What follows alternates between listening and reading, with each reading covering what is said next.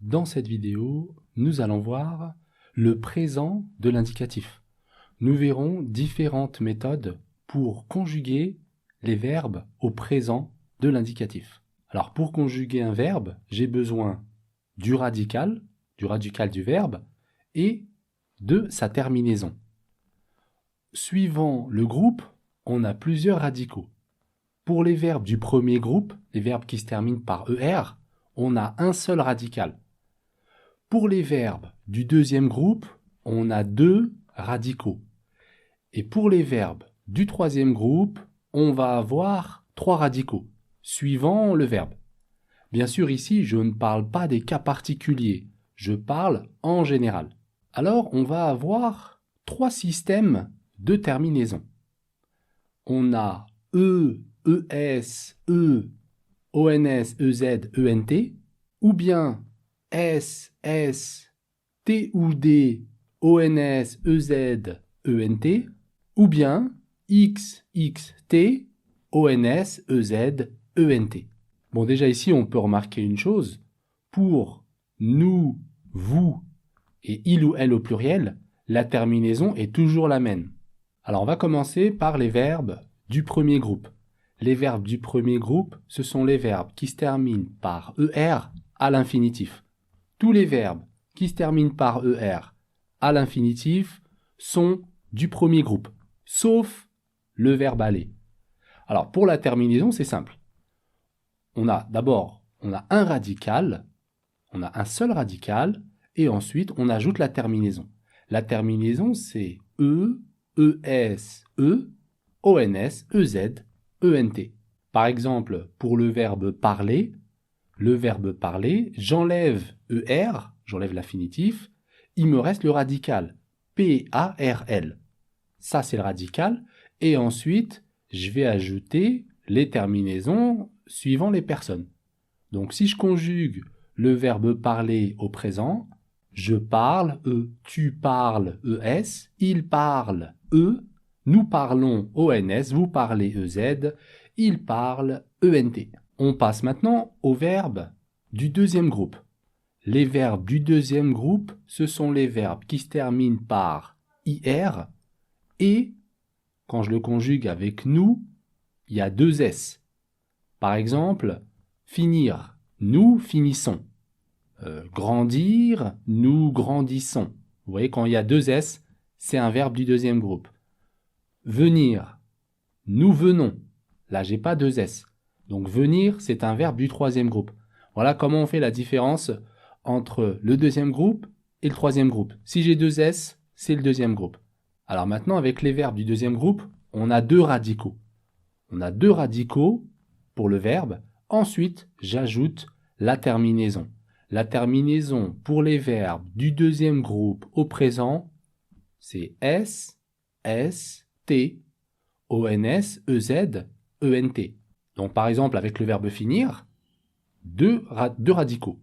Je finis, tu finis, il finit. Nous finissons, vous finissez, ils finissent. On passe maintenant aux verbes du troisième groupe. Les verbes du troisième groupe, ce sont les verbes qui se terminent par war, par re ou par ir. Et pour les verbes du troisième groupe, on a des verbes avec un seul radical, des verbes avec deux radicaux et des verbes avec trois radicaux. Par exemple, on commence avec les verbes avec un radical. Pour les verbes avec un radical, ils vont avoir la même terminaison que les verbes du premier groupe. E, ES, E, ONS, EZ, ENT. Par exemple, avec le verbe ouvrir a un seul radical. Le radical, c'est ouvre. Ensuite, je conjugue. J'ouvre, E, tu ouvres, ES. Il ouvre, E. Nous ouvrons, ONS, vous ouvrez, EZ. Ils ouvrent, ENT. On a aussi, comme je disais tout à l'heure, pour les verbes du troisième groupe, des verbes qui ont deux radicaux. Donc pour les verbes qui ont deux radicaux, la terminaison, ça va être S, S, T ou D, ONS, EZ, ENT. Alors pour le verbe écrire, donc, on a deux radicaux. On a écrit et écrive. J'écris, tu écris, il écrit. Nous écrivons, vous écrivez, ils écrivent. On a aussi par exemple le verbe savoir. Je sais, tu sais, il sait. Nous savons, vous savez, ils savent. Et on a aussi les verbes du troisième groupe qui ont 3 radicaux. Pour les verbes qui ont 3 radicaux, on va avoir les terminaisons SST, ONS, EZ, ENT, ou bien XXT, ONS, EZ, ENT. Par exemple, avec le verbe recevoir. Recevoir, on a 3 radicaux pour recevoir. On a reçoit, on a receuve et on a reçoive. Je reçois, tu reçois, il reçoit. Nous recevons, vous recevez, ils reçoivent. Pareil pour le verbe venir. Là aussi, on a 3 radicaux. Je viens, tu viens, il vient. Nous venons, vous venez, ils viennent. Le verbe vouloir. Je veux, tu veux, il veut. Nous voulons, vous voulez, ils veulent. Quand est-ce qu'on utilise le présent de l'indicatif? C'est la deuxième partie de cette vidéo. Alors, premier cas où on va utiliser le présent de l'indicatif, c'est pour un fait au moment où je parle. Par exemple, les ouvriers travaillent à l'usine. En ce moment, ils travaillent en ce moment à l'usine. On utilise également le présent pour donner une description. Par exemple, les fenêtres de mon appartement donnent sur le parc de la ville. Ça veut dire quoi? Les fenêtres donnent sur le parc de la ville. Ça veut dire que quand j'ouvre mes fenêtres de mon appartement, j'ai une vue directe sur le parc de la ville. Donc là, je donne une description. Quand j'ouvre les fenêtres, ou les fenêtres de mon appartement donnent sur le parc de la ville. On peut également utiliser le présent pour exprimer un fait qui a commencé dans le passé, ou bien qui va se produire dans le futur. Par exemple, on commence par un fait qui a commencé dans le passé. Dans ce cas-là, on utilise depuis. Ahmed est à Rabat depuis plusieurs jours. Donc, on a commencé, bien sûr, il est à Rabat dans le passé jusqu'à maintenant. Il est à Rabat depuis plusieurs jours. Un autre exemple, je travaille sur ce dossier depuis ce matin. On peut également utiliser le présent pour exprimer quelque chose dans le futur. Alors, en général, quand on parle au présent pour le futur, on parle de quelque chose qui est relativement sûr. Je suis sûr de le faire. Et on va utiliser un indicateur de temps. Par exemple, dépêchons-nous, la réunion commence dans 5 minutes. On utilise aussi le présent pour exprimer une habitude ou une répétition. Tous les lundis, j'assiste à un cours de français.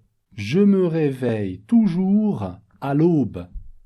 Donc ici, vous voyez la différence entre le présent d'habitude et l'imparfait d'habitude, parce qu'on utilise aussi l'imparfait pour une habitude. La grande différence, c'est que quand je parle d'une habitude que j'ai arrêté de faire, je ne le fais plus, c'est l'imparfait.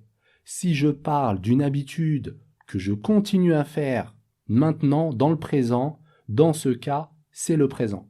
On utilise également le présent pour une explication de texte, pour un reportage. Dans Les Misérables, Victor Hugo montre la vie des pauvres. On va également utiliser le présent pour une vérité générale ou bien un proverbe. Par exemple, pour une vérité générale, l'eau bout à 100 degrés Celsius.